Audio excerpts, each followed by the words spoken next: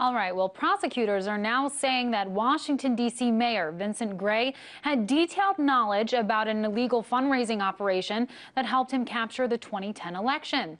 At a court hearing Monday, prosecutors alleged that Gray knew about a conspiracy to pump more than $660,000 of illegal donations into his campaign. However, campaign election laws forbid contributions of more than $25,000 by a person.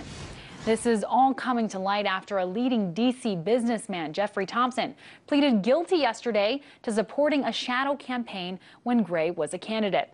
So what does this all mean for the mayor of the city, just weeks before he goes up for re-election in the Democratic primary? I was joined earlier by Reverend Graylin Hagler, senior pastor at Plymouth Congregational, and Wilmer Leon, a professor at Howard University and host of Inside the Issues. I started by asking the Reverend about what happened to have brought this revelation to the forefront. Well, I think that what happened was a number of things. I mean, one was obviously some clandestine missteps. That was one thing. I think the other thing also had to do with the business power structure in Washington, D.C. wanted to make sure that the previous mayor stayed in power, Adrian Fenty.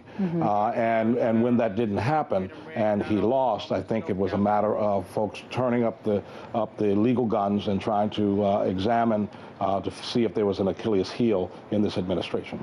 And Wilmer, what do we know at this point about what the mayor may have known about this money coming in? Well, the answer to that depends on who you believe. Right. If you believe Mr. Thompson and what has been reported in terms of the court proceedings, a dinner was held where he met with, at the time, council member Vincent Gray, and they came to an understanding that Jeffrey Thompson would provide thousands of dollars to Vincent Gray's campaign and for benefits to be named later. But if you believe now Mayor Gray, then he says that he had no idea that any of this was going on, which the election, I think, now becomes a matter of who do you believe. Right. And the voters will make that determination in very short order. I mean, and what do you think? Because he is saying right now that, you know, he had no idea, although it seems a little odd that you wouldn't know that $660,000 was funneled in. I mean, what do you think about that? I mean, do you buy the argument? I mean, the issue is, I mean, I think we need to approach it this way.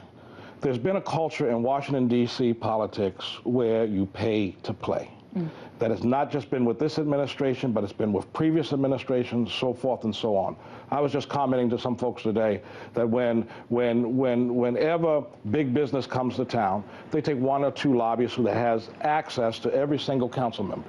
If folks from the community want to have impact on something, we have to organize hundreds of people in order to put the political pressure on those elected officials to listen to the community, because there's always been this culture. And what has happened is that it didn't start with Gray, and unless there is some radical reformation, it won't end with Gray either. And I want to talk a little bit more about that. I want to read something that U.S. Attorney Ronald C. Machen Jr. had to say about this in the aftermath. He said, Jeff Thompson's guilty plea pulls back the curtain to expose widespread corruption. His plea gives the citizens of D.C. an inside look at the underground, off-the-books schemes that have corrupted election after election, year after year.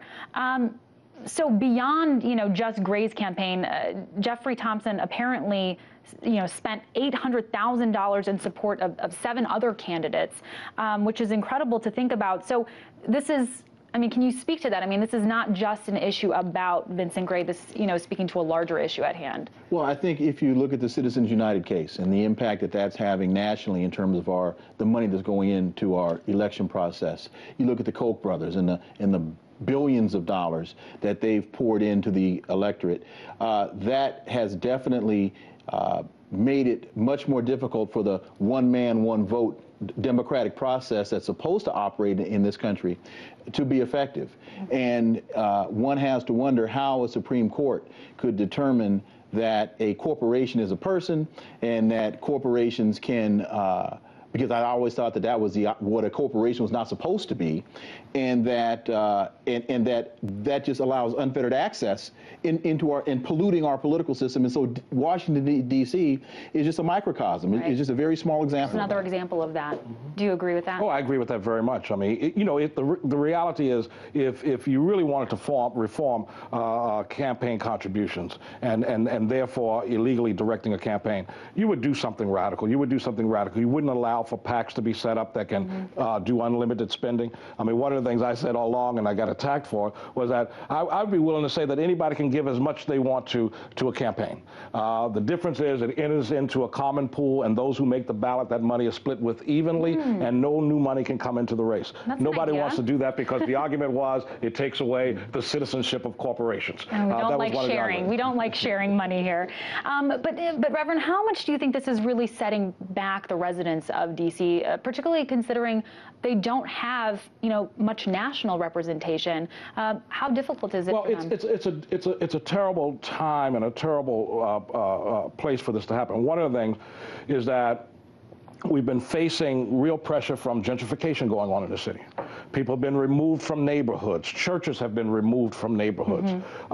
Unfortunately, because of the pay-to-play culture, there's been no political leadership that wanted to stand up and say, halt, stop it, because basically the money was flowing in, and they were content with the money flowing in, both legally and illegally. And the issue is we still are facing those issues, so it's a real setback. And when we look at the landscape of candidates who may be left in this race, it is pitiful. There is not a whole lot there in terms of choices. And Wilmer, lastly, what happened yesterday? Is that the final nail in the coffin for Vincent Gray? No. Ron Machen isn't done. He said very clearly yesterday, I'm not finished yet. He did say it's the tip of the iceberg. He did say that. And whether that means just within the D.C. political sphere, or whether that means, they've talked about Thompson contributing to the Hillary Clinton campaign. Right. If this is going to spread nationally, we have yet to see. But Ron Machen isn't done. And again, I can't say whether Vincent Gray knew this or did not know this, but I can say that his response just doesn't pass the laugh test. Right. Well, time will tell. We'll find out soon. Thank you, gentlemen, for joining me. Reverend Graylin Hagler, Senior Pastor at Plymouth Congregational, and Wilmer Leon, Professor at Howard University. Thank you. Thank you.